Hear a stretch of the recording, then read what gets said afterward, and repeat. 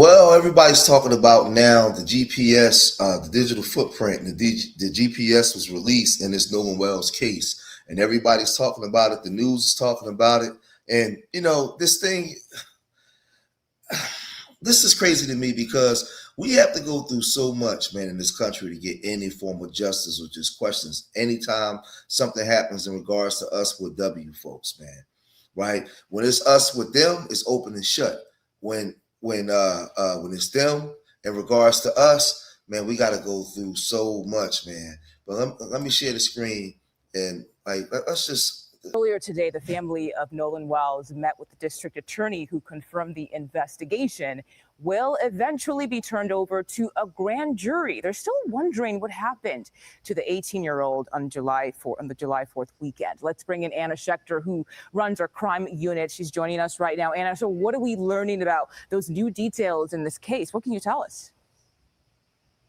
Well, we actually have obtained new movement records, GPS data. Our Jared Eggleston and Skylar Henry down in Mississippi obtained this from a Mississippi entity, and it actually shows exactly where the boat left from when it arrived at Horn Island. You're seeing, as that scrolls down on your screen there, you're seeing that July 4th, that tracking movement, the vessel reaching Horn Island around 11:14 a.m.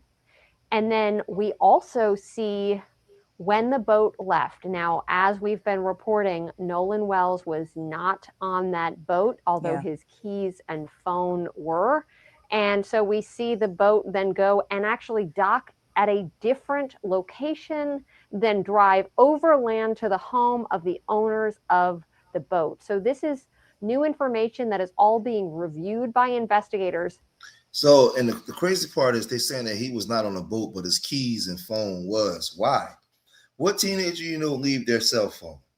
Man, my son, listen, they said their cell phones are glued to them. Why were his keys and his cell phone?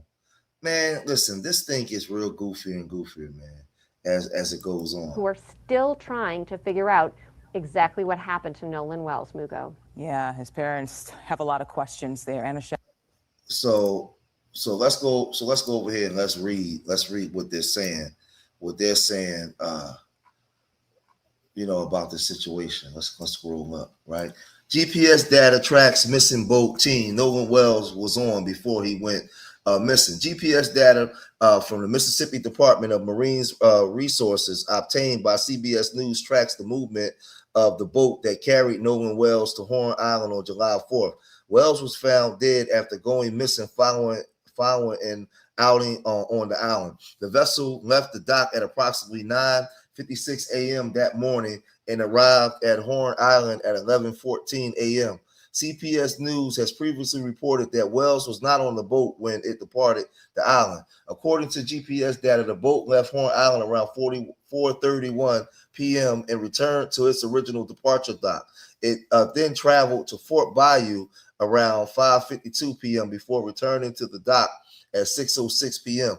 Later that evening, the boat went to Fort Bayou boat launch at 7:19 p.m. according to MSDMR report. From there, it traveled overland, presumably towed by a vehicle to Biloxi, Mississippi residence of the boat's owner. The MSDMR report indicates that the boat's owner, his mother, and one other individual who was reportedly with Wells on the day of the incident have cooperated with the investigation. The department report ends on July 5th following notification that Jackson County Sheriff's Office will take over as the lead investigative agency. You see, that's the image of Nolan Wells and his mother, right? Wells, 18, was last seen on July 4th on Horn Island, where he had taken a boat trip with friends to celebrate the holiday, officials said.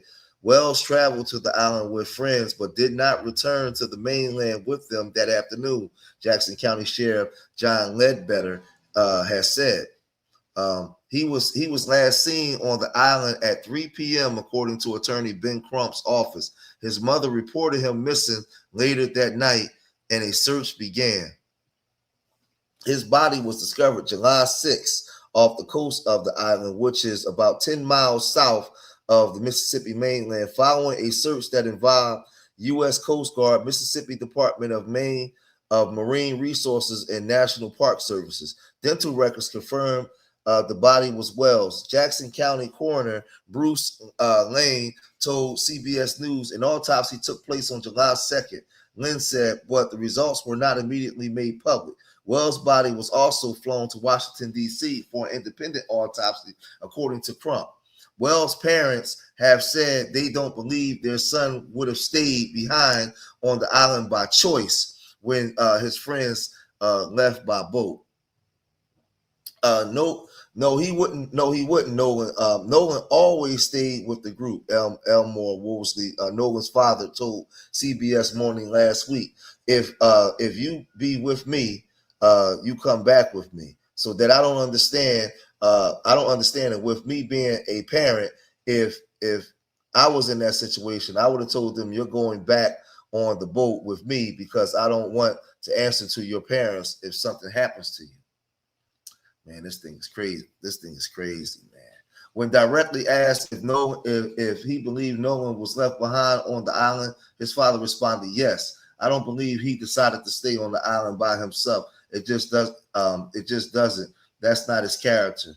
Wells went to Ocean Springs High School and was a rising sophomore at Southwest Mississippi Community College football team. Crump said Wells was a good swimmer. Well, man, this thing is really crazy because they're using the GPS to track to track the footprint of the boat, but he wasn't on the boat. Man, this is just sad, man. This is just sad, man. Let's just go over here. Let's review some things, man. Nolan Wells, his family and friends now in mourning after he went on a 4th of July boat trip and never returned. And now we are hearing from the sheriff in charge of the investigation and one of the last people to see Nolan alive. All right, so ABC's Aaron Katursky went immediately into Mississippi. It's in the place where Nolan spent his final hours of life. Hey, Aaron. Pedro, Tanya, Sam, good to see you from Ocean Springs, Mississippi. It is now 10 days since 18-year-old Nolan Wells was last seen alive here. And the mystery surrounding his death is really putting pressure on the authorities. It's fueling speculation and mistrust. We talked to the sheriff. He says he wants to be thorough, not fast. This morning, with a community clamoring for answers about the death of 18-year-old Nolan Wells during a July 4th boat trip with friends, the sheriff is asking for help and pleading for patience. I think it's important that we don't put ourselves on a timetable and that we don't rush ourselves. But I do think it's important. Let me ask y'all a question. Whoever said that W folks were psychologically fit to govern over anything in this country, anything that we do? You know, y'all ever notice how all of a sudden W folks are supposed to be forgiven for all of their sins of the past, and if we don't forgive them, we become the bad people? Automatically, the bad people is us. The onus is on us to change, but not them. When have they ever had a psychological evaluation to deem if they was fit to be our police officers, our judges, or anything that governs over us, based off the historical histories of this country? Any black conservative, I challenge you on this. When have they ever been psychologically? All they get to do is say that they're sorry and we just move on. That's all they got to do. I'm sorry and we move on, right? That's where we at. And if I don't want to accept your apology, I'm the one that's wrong. I'm the one being racist. Then they can come on here and tell you it's not about race when they was the ones that created the race construct in the first place, and everything in this country has been about race. They play these psychological games on y'all, and y'all go for it. To be diligent in gathering all the facts. That's what the family deserves.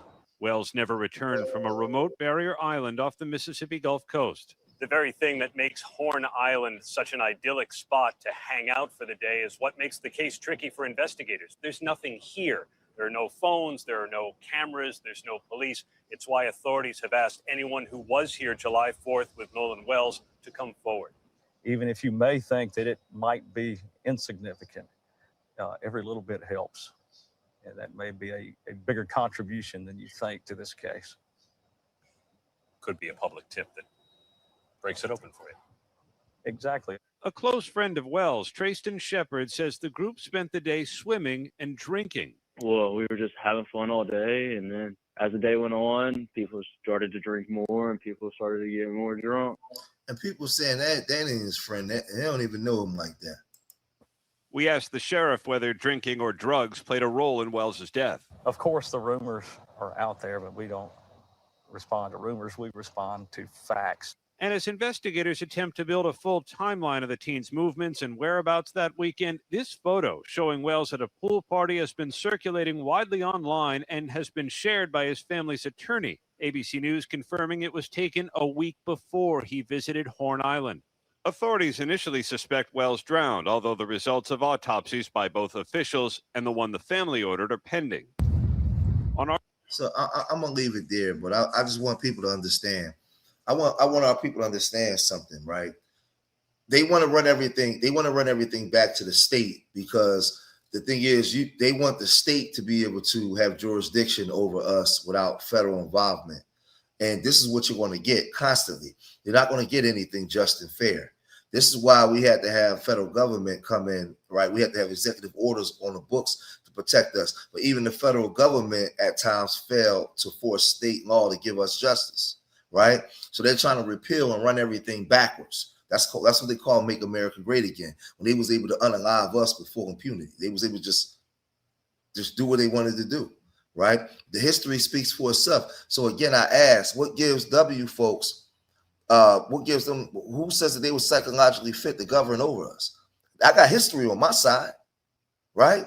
So if I don't want to accept your apologies or accept that you are psychologically fit to judge me, I'm wrong.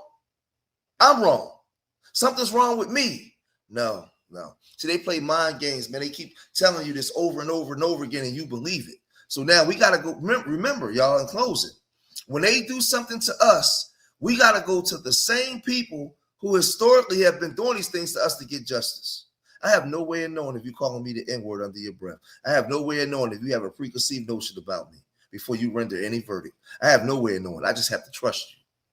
And that's where we're at as a people. And that's why we have to go through so much to get any form of justice in this country. But y'all let me know what y'all think, man. If you made it this far in the video, hit that like button, subscribe to Street Media TV, leave your comments in the comment section. Remember, I love y'all. Till the next time. Peace.